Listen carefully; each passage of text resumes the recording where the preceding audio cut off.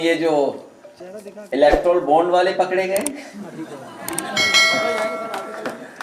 ये तो छोटी चोरी बता रहे हो आप। ये चंदा वाली वसूली, चंदा नहीं है वो, याद रखना। ये चंदा शब्द गलत बोल रहे हैं आप, वो चंदा नहीं है, वो वसूली है। नमस्कार, दिन भर की खबरों में आपका स्वागत है। मैं रविंद्र सिंह। बात करते हैं आज की सबसे बड़ी खबर की। सपा अध्यक्ष अखिलेश यादव ने प्रेस कॉन्फ्रेंस किया और प्रेस कॉन्फ्रेंस में पेपर लीक के मामले को भी उठाया, साथ ही इलेक्ट्रॉनिक बॉन्ड पर भी बीजेपी पर तंज कसा। आइए सुनते हैं। पेपर लीक के माध्यम से जिन नौजवानों का भविष्य अंधकार में चला गया, ऐसे 60 लाख लोग हैं नौजवान। अगर 60 लाख बच्चों का ही हम भविष्य की चिंता करें और यही इनके परिवार अगर इनके खिलाफ हो गए, तो भारतीय जनता पार्टी का उत्तर प्रदेश से सफाया हो जाएगा। उत्तर प्रदेश से हटने का मतलब देश से हटने का काम होगा। 60 लाख बच्चों की अगर परिवार के 2 सदस्यों को ही जोड़ लें, माँ बाप को, 3 गुना 60 लाख, 1 करोड़ 80 लाख, और 1 करोड़ 80 लाख का अगर हम भाग देते हैं 80 लोकसभा से, तो हर लोकसभा में भारतीय जनता पार्टी का 2,25,000 वोट कम हुआ है।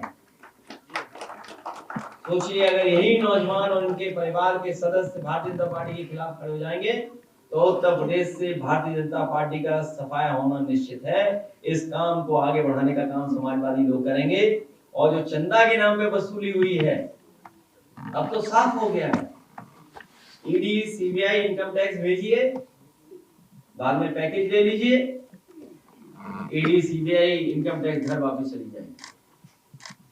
अब तो अखबारों ने भी लिख दिया, सूची लिख दी कि किसके यहाँ कब ईडी सीबीआई पहुंची, पैसा मिल गया, चंदा मिल गया, और वो जांच खत्म हो गई। ऐसी वसूली शायद दुनिया में किसी लोकतंत्र देश में नहीं होगी जैसी भारतीय जनता पार्टी ने करके दिखाई है। इसका जवाब भारतीय जनता पार्टी के पास नहीं है। ना भर्ती का जवाब है, ना वसूली का जवाब है। ये जो नौकरियां खोई हैं नौजवानों ने, जो रोजगार खोए हैं नौजवानों ने, जो व्यापार खत्म हो गया, हम उससे सहमत हैं टेक्नोलॉजी से, लेकिन कारोबारियों का कारोबार छिन जाए, भविष्य क्या होगा 10 साल बाद, हमें उस बात की चिंता करनी है। हमें ऑनलाइन, डिजिटल, इससे कोई शिकायत नहीं है, लेकिन हमारे छोटे कारोबारी का खत्म हो जाए, सब खत्म हो जाए। आप बड़े बड़े उद्योगपतियों का तो पैसा माफ कर रहे हैं, 15 लाख करोड़ रुपए माफ किया आपने, लेकिन अगर हमारा छोटा व्यापारी, छोटा कारोबारी अगर 10 लाख का भी लोन लेना चाहे, तो क्या फ्री इंटरेस्ट के साथ है क्या? बिना कर्ज के साथ है क्या कोई? आप 15 लाख करोड़ तो माफ कर रहे हैं, लेकिन छोटे कारोबारियों के लिए क्या सुविधा है आपके पास? और समाजवादियों का हमेशा मानना रहा है, जब हमारा किसान खुशहाल होगा तो हमारा व्यापारी भी खुशहाल होगा।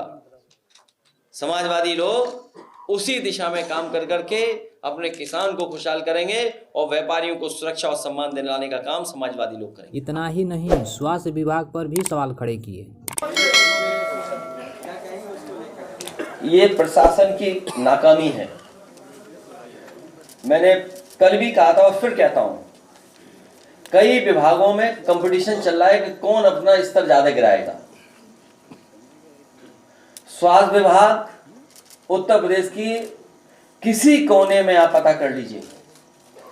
इसी हॉल में मैंने कई बार कहा और सदन में कहा कि इस सरकार ने एक भी जिला अस्पताल नहीं बनवाया जिसमें गरीब का इलाज हो पाए।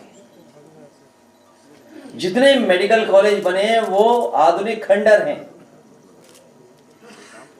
और याद कीजिए, कुछ दिन पहले मुख्यमंत्री जी जा रहे थे सैफई मेडिकल कॉलेज में 500 बेड सुपर स्पेशलिटी हॉस्पिटल का उद्घाटन करने, लेकिन वहां पर मैंने वीडियो पहले जारी कर दिया जहां पर अधिकारी फीता लगा करके खड़े थे। मुख्यमंत्री जी की हिम्मत नहीं हुई उस बिल्डिंग में जाने की, क्योंकि उस बिल्डिंग में कुछ था ही नहीं। सोचिए, जिस बिल्डिंग में बेड ना हो, जिस बिल्डिंग में स्टाफ ना हो, जिस बिल्डिंग में चेयर, टेबल, कुर्सी, दवाई, मशीनें कुछ ना हो, उसका उद्घाटन करने जा रहे थे मुख्यमंत्री जी। सोचिए आप, सवाल ये नहीं है, इससे ज्यादा गंभीर सवाल है कि हमारे प्रेस के लोगों ने वो एक भी अस्पताल नहीं दिखाया जिसमें कुछ भी नहीं था, खाली है। जैसे अधिकारी मुखर्जी जी को धोखा दे रहे हैं,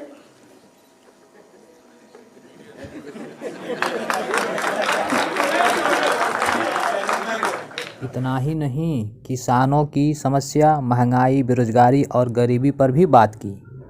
आय दोगुनी हुई नहीं, स्मार्ट सिटी बनी नहीं, क्या इंफ्रास्ट्रक्चर में काम हुआ है, बिजली महंगी, सब कुछ महंगा, और हिसाब किताब लगा लो तो बताओ 10 साल में नमक कितना महंगा हुआ।